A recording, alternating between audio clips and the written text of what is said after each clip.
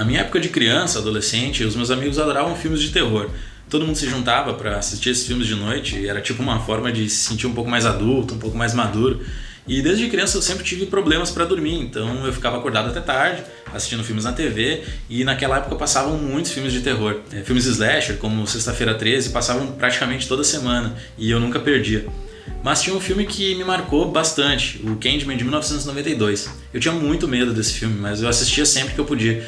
Então imagina só a minha surpresa ao descobrir que tanto tempo depois ia ser lançada uma sequência desse filme. Por incrível que pareça, por mais que eu tente sempre me manter informado quanto a novos lançamentos e tudo mais, eu sempre procuro fugir de trailers ou sinopses porque eu gosto de assistir o filme sem saber nada, eu gosto de me surpreender completamente. Dessa vez eu não consegui, eu fiquei muito curioso quando foi anunciado essa sequência e eu assisti o trailer na hora. E eu confesso que eu fiquei com a expectativa lá no alto, o que às vezes pode ser um problema. Nesse novo filme, dirigido pela Nia da Costa, um pintor chamado Anthony McCoy, quem assistiu o primeiro filme talvez se lembre desse nome, tá tendo uma crise criativa, mesmo com o apoio da esposa Brianna, que é diretora de uma galeria. E é aí que ele ouve a história do Candyman, uma lenda urbana que surgiu no bairro Cabrini Green sobre um homem com um gancho no lugar da mão que mataria quem dissesse seu nome 5 vezes em frente ao espelho. O Anthony se interessa por essa história e vai atrás de mais informações. No caminho ele conhece um antigo residente do Cabrini Green que conhece a verdadeira história por trás da lenda. O Anthony fica cada vez mais obcecado pela história do Candyman e começa a criar uma série de obras baseadas nela. Só que ele acaba invocando o Candyman e entrando num tipo de espiral de violência que faz com que ele questione a própria sanidade. Bom, quando eu fui assistir essa sequência, só o que eu sabia é que um dos roteiristas era o Jordan Peele, o diretor e roteirista de ótimos filmes de terror como Nós e o Corra, que inclusive deu a ele o Oscar de melhor roteiro. Mas o que isso significa? Os roteiros do Jordan Peele normalmente abordam temas sociais, como principalmente o preconceito racial. Quem se lembra do Candyman de 92 deve saber que aquele primeiro filme já falava sobre essas questões, né? E nessa nova continuação não foi diferente. Eu notei que em alguns lugares esse novo filme é chamado de sequência espiritual do Candyman de 92, o que me deixou um pouco confuso, já que sequências espirituais pra mim tinham um sentido um pouco diferente. E quando eu assisti ao novo filme, eu entendi que ele é uma sequência quase direta do primeiro. Mas eu entendo essa confusão, já que o novo filme meio que reescreve alguns detalhes importantes do primeiro filme. Só que tem uma coisa que talvez passe despercebida. Esse novo filme fala muito sobre lendas urbanas, boatos, histórias que são passadas adiante e tudo mais.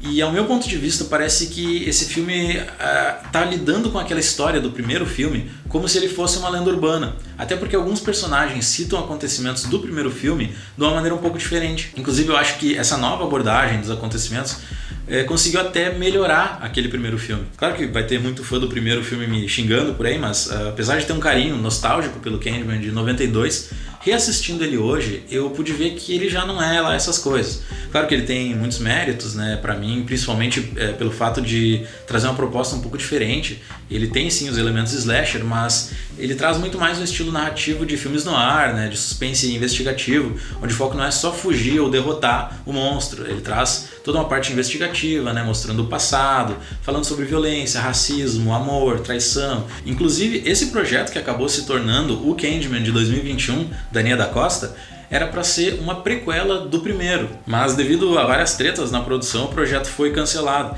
e ele só foi retomado em 2018 quando o próprio Jordan Peele entrou como produtor executivo. Mas o que importa é que esse filme aconteceu, e não só isso, ele aconteceu da melhor forma possível. O roteiro do Jordan Peele é muito bom. A única coisa que eu queria ressaltar sobre ele é que ao mesmo tempo ele é muito ruim. Mas como assim, Thiago? Tu tá bêbado? Deixa eu tentar explicar.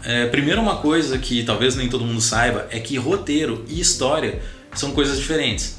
O roteiro no cinema é a forma escrita do filme. Tá bom, mas não é a mesma coisa que história? Não. Eu posso chamar um amigo meu pra fazer um filme e eu digo pra ele, por exemplo, cara, eu quero fazer um filme sobre um super-herói que vem de outro planeta e aqui na Terra ele tem super força, ele voa e o ponto fraco dele é uma pedra verde. Eu criei um enredo, que no cinema pode ser chamado de argumento também.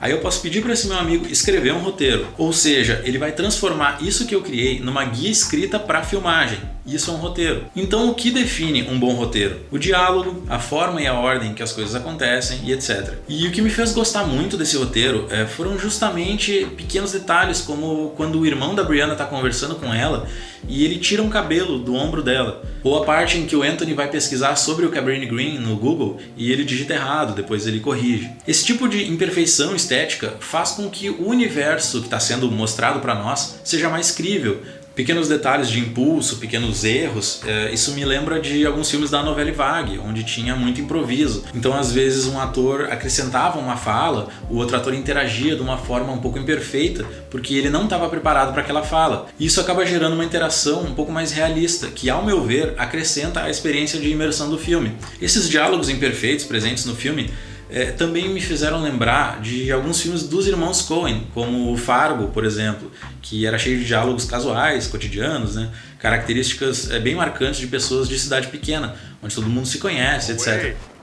Well, somebody shut his lights. I guess the little guy sat in there waiting for his buddy to come back. Yeah, it would have been cold out here. Heck yeah. You think is Dave open yet? Dave?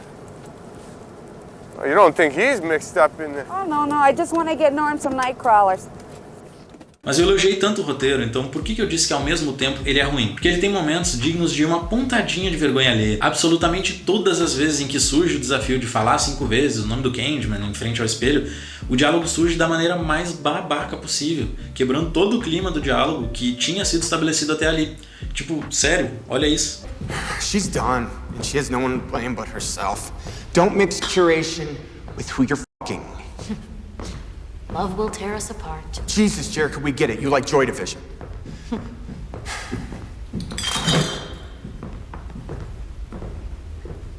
What's that thing again? What thing? You know? Say what 5 times in the mirror?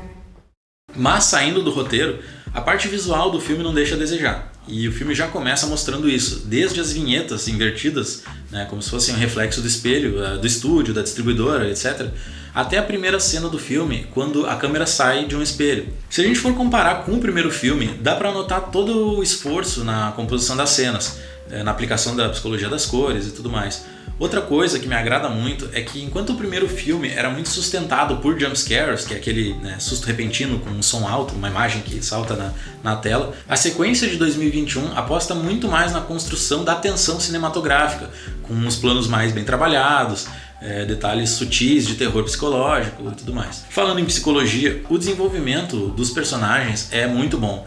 Não só do protagonista, que tem todo um passado revelado ao longo do filme, mas em detalhes do passado da Brianna com o pai dela, que apesar de não serem mostrados explicitamente, eles influenciam nas reações dela em diversas situações ao longo da trama. O final do filme foi fantástico. Obviamente eu não vou dar detalhes, para não estragar a experiência de quem ainda não assistiu, mas como eu citei antes, esse ato de reescrever acontecimentos do primeiro filme conseguiu melhorar tudo, e ele trouxe um significado muito mais contundente, que é uma característica muito importante no cinema contemporâneo. No geral eu achei um ótimo filme, eu acho que ele vai agradar tanto quem gosta de sentir um medinho, com um terror psicológico, quanto quem quer assistir um filme mais profundo, com um desenvolvimento dos personagens, não só um bom conteúdo, mas também uma boa forma. Então eu vou ficando por aqui, daqui a uns dias tem vídeo novo, então se ainda não for inscrito, não deixa de se inscrever, para não perder os próximos vídeos, e até a próxima.